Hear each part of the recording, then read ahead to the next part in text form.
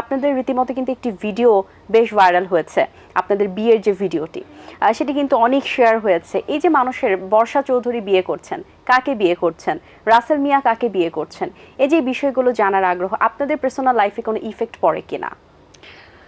আমাকে উনি যেটা ভালো কাজ করেছে সেটা হচ্ছে, যখন দেখো আমরা কিন্তু জানতাম না এটা ভাইরাল হবে বা সামথিং লাইক দ্যাট।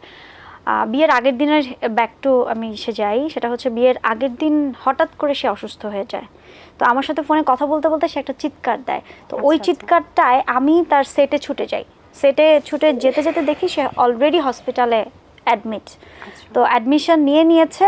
পরবর্তীতে আমি যাই, হেলেনা আপা আসেন, আরও যারা আছেন নির্মাতা যারা আছেন বা কলাকুশলী যারা আছেন সবাই ছিল।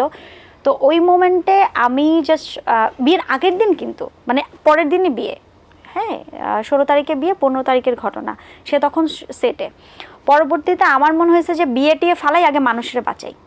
তো পরবর্তীতে তাকে নিয়ে সমস্ত টেস্ট, ডক্টর সব চেক আপ করাই ডাক্তার বললো যে তার ডিহাইড্রেশন অ্যান্ড তার প্রচণ্ড স্ট্রেস নিয়েছে, ব্যাক টু ব্যাক টানা 14 দিন শুটিং করেছে গোয়ার সিনেমার।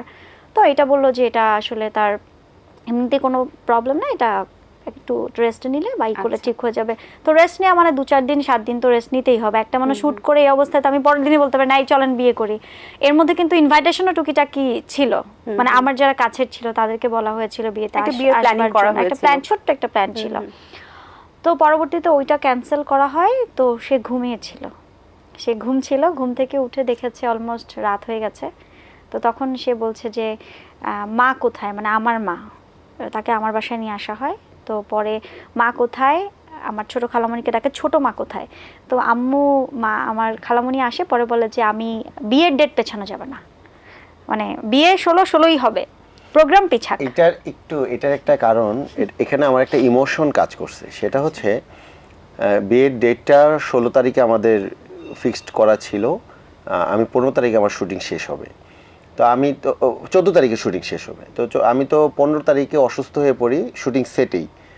তো আমি যখন অসুস্থ হই তখন বর্ষা, আমি দেখলাম যে এখনও কিন্তু বর্ষার সাথে আমার বিয়ে কথা এখন হয়নি, আংটি বদল হয়নি, গায়ে হলুদ হয়নি, কিছু হয়নি, একদিন বাকি।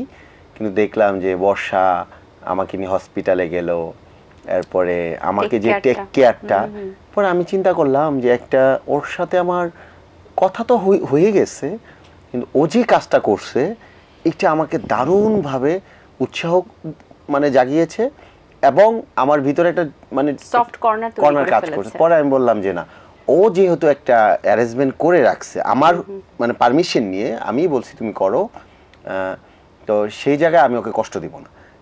দেন আমি কিন্তু অসুস্থ শরীর নিয়েই কিন্তু আমি বিয়েতে বসছি। দেখবেন আমার লুকটুক দেখলে আপনি বুঝবেন যে আমি খুবই সিক ছিলাম। আমি সেই জায়গা থেকে বর্ষাকে কষ্ট দিতে চাইনি, এজন্য ওই জায়গাটা আমি ঠিক রেখেছি।